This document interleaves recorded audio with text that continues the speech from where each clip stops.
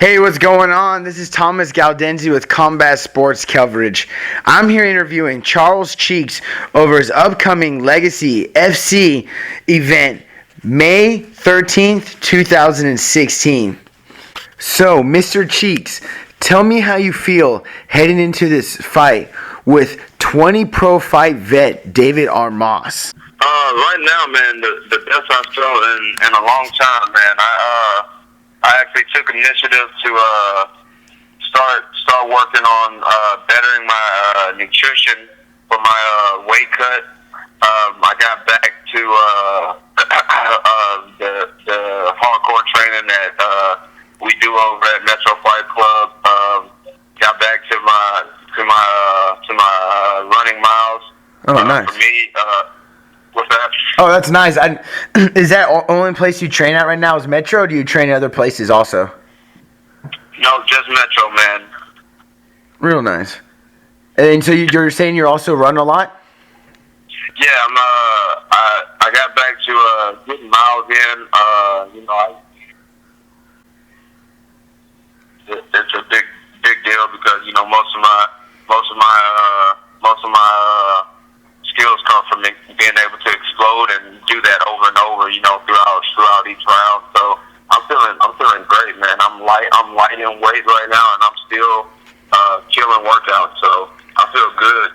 What's your weight right now since you brought it up? Right now I'm like 59. Oh, 59? Yes, sir. Nice. And so that's so you fight May 13th. So that's like about a week out. So you think that's going to be an easy cut to 145? Yeah, this is going to be one of my easier cuts to 45. Like I said, and I think because now I'm still eating pretty good. Not probably what I want to eat, but I'm able to eat. Where beforehand, when I was doing my food on my own, I was just kind of, eating the same crap, eating sandwiches or whatever, and just cutting everything in half, and pretty much, starving. Some days starving myself just to stay at a certain weight that I need to be at. Mm-hmm. So right now, do you use someone to make you the foods? No, I'm not using anybody. I just I got a trainer who does my strength and conditioning, Dominic Castillo, with Cast Iron Athletics, and he does my strength and conditioning and my nutrition. So we really just put together a very simple plan, where I could still pick and choose what I wanted to eat, but just stick to certain foods, cleaner foods. Mm-hmm. Well, that's great. I mean, that's awesome that you think cutting down from 159 to 145, that's not a hard cut for you. So that's great, especially that you're cutting it. It sounds like the right way. And I hope to see it. Hopefully, it's going to show on your fight. So how do you see this fight going with David? Do you see yourself winning by submission, maybe knockout, or do you see it just being an all-around war? I'm not sure, man. I've heard that he's been pretty hard to submit. He hasn't been knocked out, so I'm expecting to go in, and it's gonna be a fight. Mm-hmm. But with the pressure that I put on people, I think through each round he's gonna wear down, and that's gonna be better for me. So whatever I can get out of that, whether it's a submission or a TKO, it's gonna be good. That's awesome, man. I'm excited. I think it's going to be a great fight. Both you guys are, big-time veterans. You both have a lot of fights, a lot of experience under your belt, especially under the pros. I think it's going to be a great fight. And then what do you have going on after this fight? Do you see yourself, getting done with this fight and then, maybe trying to fight for a title right away, or maybe take a step up, or you're going to maybe try to take some time off and, just wait around? Man, after this fight, I plan to try to fight on the Fury card for June, and then after that, I got a kid on the way, and towards the end of July. So I'm gonna be taking a break, man, and getting ready to get going again for 2017. Well, congratulations on that. That's probably great news to hear. About the kid. Definitely. man. And so, what would you say is your strongest attribute of being a fighter? Is it your heart? Is it your cardio? Is it your power? Is it your will to win a fight? What would you say is your strongest attribute? For me, man, I think it's a combination of all of them. I mean, if I had to choose one, it would be heart, because it drives each one of those things. It's going to drive my cardio to press forward and push harder. My explosiveness is obviously what I depend on for a lot of my fights. My speed and power, but it all comes from the heart I have. So that's the key. Exactly. And then if you could pick one fighter, any fighter in the whole world, it could be past, present, or any time, who was a fighter that you wish you could train with? Frankie Edgar. Oh, and why is that? For the same reasons I just talked about as far as my skills. He fights off pure heart, man. His cardio is always in tip top shape. He's not always the bigger guy, but he's just powerful, man. And people, I think sometimes people go in and kind of underestimate him because because they say, you stand side by side somebody and you're like, all right, well,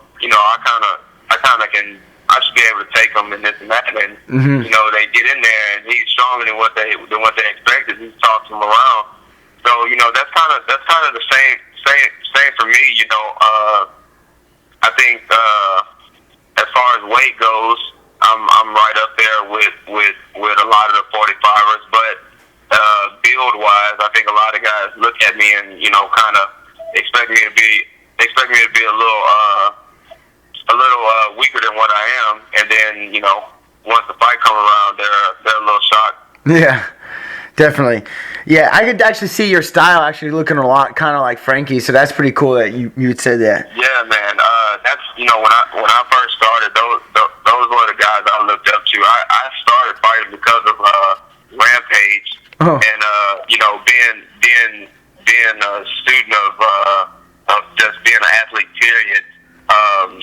I saw some things that he obviously does wrong, but his charisma was what got me to start fighting. So when I started, I wanted to have his charisma, his relentlessness, and then when Frankie was coming along, I obviously wanted to be like him because he was the way the game had evolved. He was pretty much doing what BJ Penn did. Fighting bigger guys and winning, but he was doing it at a time where now these bigger guys are strong, fast. These are not, and they know exactly what you know. Exactly. He wasn't just fighting, wrestlers or Muay Thai guys or Jiu-Jitsu guys. He was fighting MMA fighters that were way oversized on him. So that's where that style and that mindset came from, man, watching him. That's awesome. That's really cool. And then also, what if you could go back in time and rematch one of your few losses, who would it be and why? Right now there's two, man. Alex Black and then the one I just lost to Ray Trujillo. I feel like out of all my losses, I feel like that's the one that I definitely won. But I let it go into the judges' hands. And then the fight with Alex Black, I was still fairly young, just stepping into legacy, and I just got with Paradigm, so it was a learning experience, man. And before then, and I think that fight was beginning of 2014. 2013, I was still in North Dakota. I had just moved, and I had never even gotten my damn hands wrapped for a fight. Oh, wow. I never hit mitts. I was really a rookie if you want to put it in training terms. But I had a pro record of I forgot at that time what it was, like 7-2 or something. But all those fights was off of pure, just going there and do what you know best. Try to take the guy down and beat him into a bloody pulp. Exactly. But, and I pretty much was still, like I said, was still learning and still creating my game. And Alex is a good fighter, man. He was seasoned. His jiu-jitsu was top notch. I got out of a couple things, but he was able to catch me in the second round for me just being a little too aggressive and leaving my head down. So those two fights would be definitely some that I would want to do over. My other losses were just early in my career and being young and stupid, taking fights at 185 and oh shit, 155 when I never cut it weight. So just early dumb losses. So, but you learn from them, and I'm blessed to be where I'm at now, man. So I could take it and lose it. Yeah, actually, I saw that when you fought Alex Black live. I remember that fight at Legacy, and I remember I was like, damn, that was a really good fight. I remember standing up for that fight and thinking like that was a great fight. You both went at it, and hopefully y'all do get the rematch. I mean, you both are fighting on this card, I believe. So I mean, who knows? Maybe you both get the wins. Y'all can get that rematch. That'd be great. Yeah, definitely. And then also, so what's something you like to do outside of training in MMA? Really, man, that's my job, man. I got my own personal training business. So I'm training people all morning. Then I train, and then I go rest. I come back, train more people, and then I go to training. So I run some boot camps. I do personal training.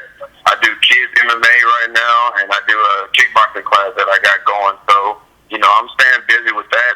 How can anyone reach you? If they maybe want to try out one of your boot camps or maybe come to one of your fitness classes, how could they come out? Yeah, definitely.